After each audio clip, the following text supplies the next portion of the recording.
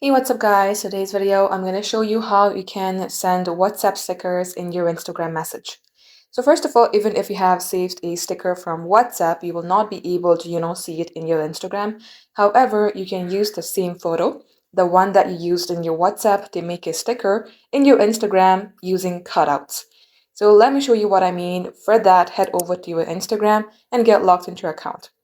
From here, tap on Messages and simply tap on a chat where you would like to send out WhatsApp sticker or simply sticker.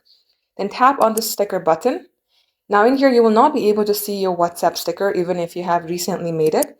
However, you're going to have to tap on Cutouts. As you tap on Cutouts, it will show you your gallery section.